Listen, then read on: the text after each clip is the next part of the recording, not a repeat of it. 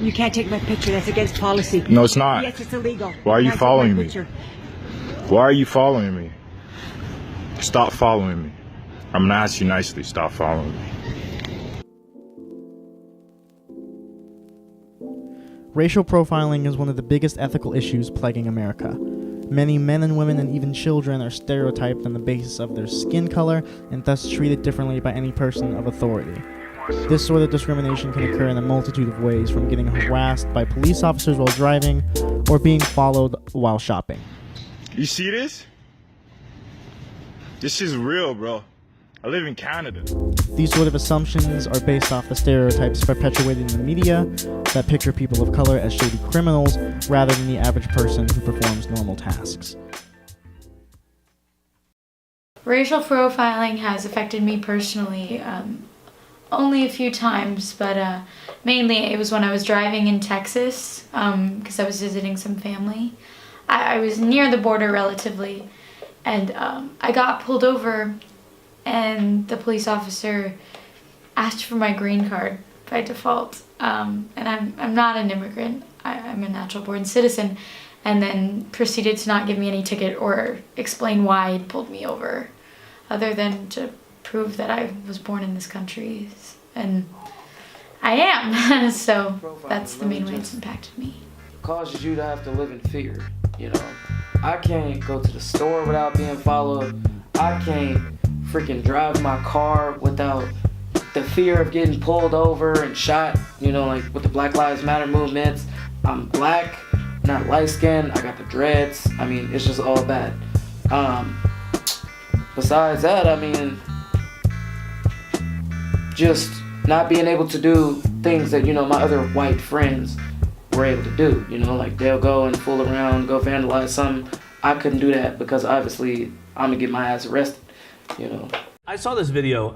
It was tweeted today. It's by a gentleman who you'll see in the video, and it was taken on January 31st in 2014 in St. Paul. The man says he was walking through a skyway in St. Paul.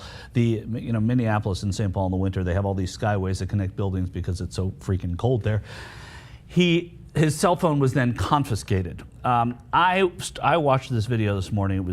I saw somebody I was following shared it. I could only watch it for a minute or two. It was so disturbing and so upsetting and so, it's such a good the problem we have right now. It so exemplifies the problem that we have both with policing and identifying someone by color and assuming guilt or that they're up to some sort of no good. Watch it. Watch it and share it. So what's your business with me right now? I want to find out who you are and what the problem was back There in is no First problem. National That's Bank. the thing. So talk to me, let me know And who let you are, know. and you can be on your way. Why do I have to let you know who I am? Who I am isn't Because the that's problem. what police do when they get called. Well, I don't have to let identify you. people. Well, I know my rights. First off. Secondly, I don't have to let you know who I am if I haven't broken any laws. First off, that's a public area, and if there's no sign that doesn't say this is a private area, you can't sit here, no one can tell me I can't sit there. If that's the case, then I can't sit here. The problem was, The problem is I'm black. That's the problem. No, it really is, because I didn't do anything wrong. I got pulled over one time. You know, I was driving out of Alameda. It was an Oakland cop. So I'm driving down, I want to say, Otis to Doolittle, and they followed me all the way out of Alameda into Oakland and then pulled me over. And the officer came to my car, you know, he was like, I smell marijuana in the car, and didn't even ask for my driver's license or registration or nothing like that. Had me get out the car, took my phone like it was some sort of evidence, and then sat it up on the car, but sat it up in a way that it slid off the car and broke my phone. So it was like I couldn't do anything about it, you know, I couldn't do nothing to the cop, and dude broke my phone. I couldn't, you know, I'm supposed to pay for that. It's not like there was any evidence that I could put it on him that, you know, he broke my phone. So racial profiling always got you living in fear. Instances like these have forced people to adopt the while black phrase, implying that the people of higher power racially profile others. Driving while black and shopping while black have become the most common phrases used in association with racial profiling. It has happened so many times to the point where being black is virtually a crime. through the eyes of the authority. What's going on? I gotta go get my kids. No. Please don't touch me. Please don't touch me. You're gonna go to jail then. No, wait. You're gonna go to jail. I'm not doing anything wrong. Hold on. Can you Hold on. please? I'm not No, here- no, come on, brother. Hold on. I'm please. not here to I- argue. I'm Can not you your please? brother. This is assault. Can you Hold please? on. I'm not here to doing argue with anything you. wrong, sir. Put your hands behind your back. No, can you please Put not your hands do behind this? your back. I didn't do anything wrong. Put your hands behind your back. Come on, really? I gotta go get my kids Put at your 10. hands behind your back, otherwise it's gonna get ugly. What do you need from me? I told you. Can you- I can want you to have stop him to let me you go? and I done told- identify can you- you so I done we can told her settle what everything. happened. I haven't done I've anything told wrong, you. sir. I told you what I you. wanted initially. And that- So I we was could talking- settle all Put your this. hands behind your back. You started to. I haven't done anything get wrong. tased. Please, no, don't do this. Please, Put your hands behind your back. Put your hands behind your back. Get around. Can somebody help me? That's my kids right there. My kids are right there. Yeah, put your hands behind your back.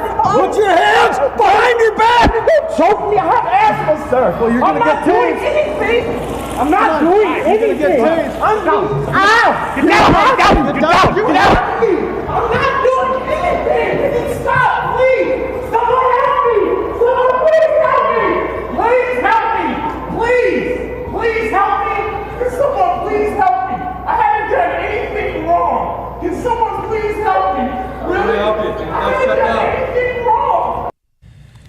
That's hard to watch. It's hard to watch, and you know it's important to watch though, because for any type of change to happen, you have to watch all of this. You have to see the dogs in 1963 in Kelly Ingram Park in Birmingham and be appalled by it. You have to see John Lewis getting struck over the head on the Edmund Pettus Bridge in Selma, Alabama, and be appalled by it to see that there needs to be change someplace. Yep. So you have to watch these videos and see that it is a reality. Suburbs, my mom, I, and my brother lived in the house. It was pretty normal, but when the cops would roll in, me and my friends, we would always have to hide. My mom always said that they were basically, we were always the target. It didn't matter to them whether or not we were innocent. I was never directly affected, but I always saw the effects in my community, and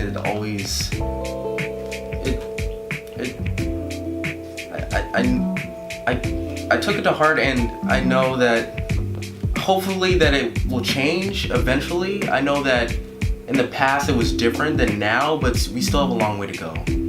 Change has been gradual, but it needs to be more rapid because we're in a different time.